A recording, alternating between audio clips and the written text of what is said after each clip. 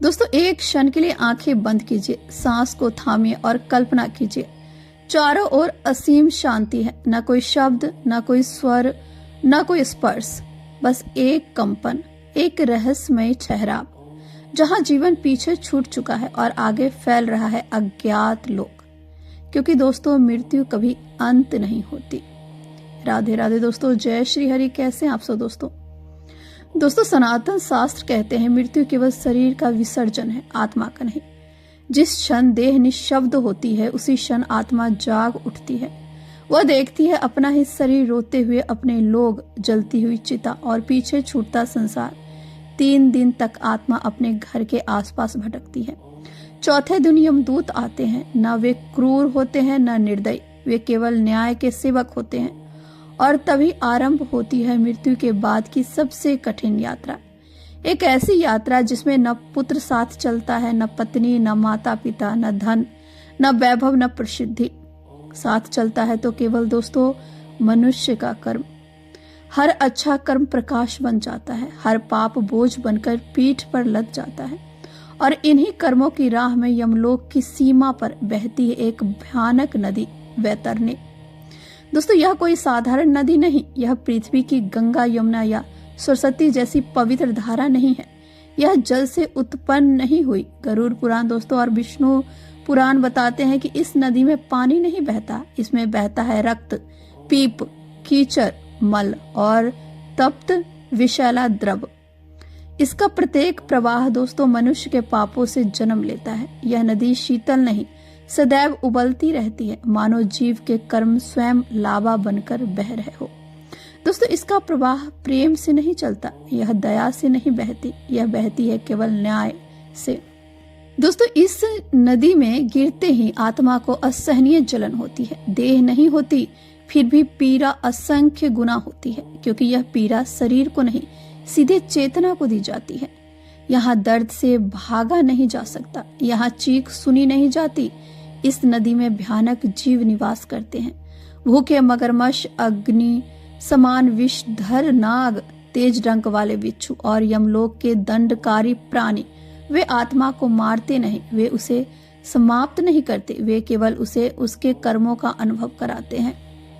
दोस्तों वैतरणी कोई सजा नहीं है, वह एक दर्पण है जिसमें आत्मा अपना ही जीवन देखती है। जिसने जीवन में दूसरे को कष्ट दिया उसे वही कष्ट लौटकर मिलता है। जिसने माता पिता का तिरस्कार किया उसके लिए हर लहर आग बन जाती है। जिसने गुरु को धोखा दिया उसके लिए हर बूंद वज्र बन जाती है। जिसने स्त्री का अपमान किया उसकी हर सांस पीड़ा बन जाती है।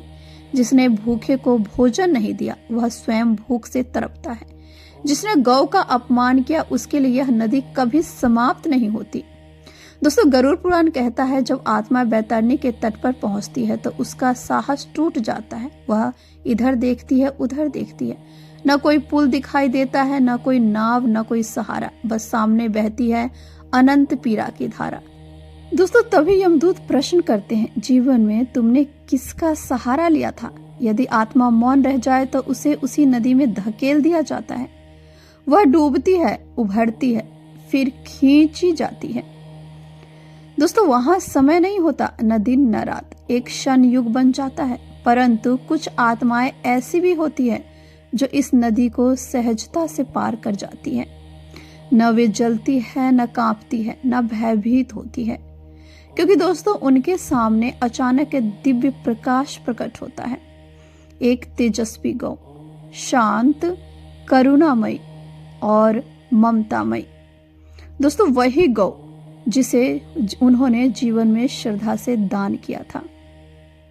दोस्तों गरुड़ पुराण और शास्त्र कहते हैं कि जिसने निष्काम भाव से गौदान किया हो वह गौ वैतरणी में नौका बन जाती है। वह आत्मा को अपने सींगों पर उठाकर उस पार पहुंचा देती है। इसलिए दोस्तों सनातन धर्म में गौदान को महादान कहा गया है। वैतरणी दान का उद्देश्य भी यही है कि मृत्यु के बाद आत्मा अकेली न पड़े। पर शास्त्र एक गूढ़ सत्य बताते हैं। दोस्तों सिर्फ दान पर्याप्त नहीं है, भाव अनिवार्य है। यदि जीवन दया से भरा हो, यदि मन करुणा से जुड़ा हो, यदि सत्य जीवन का आधार हो तो वैतरणी स्वयं शांत हो जाती है। क्योंकि यह नदी बाहर नहीं बहती, यह मनुष्य के कर्मों के भीतर बहती है। दोस्तों, जिसके जीवन में सेवा है, सत्य है, प्रेम है, श्रद्धा है, उसके लिए बैतरणी नदी नहीं बनती, वह केवल दोस्तों एक प्रकाश रेखा बन जाती है।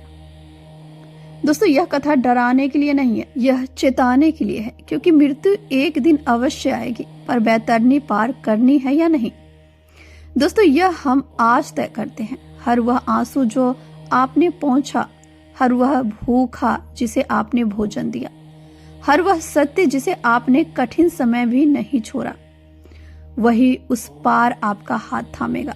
याद रखिए दोस्तों, अच्छे कर्म ही सच्चे संबंध होते हैं, बाकी सब यही रह जाता है। इसलिए जीवन को ऐसा बनाइए कि जब यमलोक का द्वार खुले तो भय नहीं, शांति सामने खड़ी हो। क्योंकि दोस्तों, जिसने धर्म के साथ जीवन जिया, उसके लिए मृत्यु भी मोक्ष का द्वार बन जाती है। जय श्री हरि दोस्तों, हर हर महादेव, जय सनातन धर्म।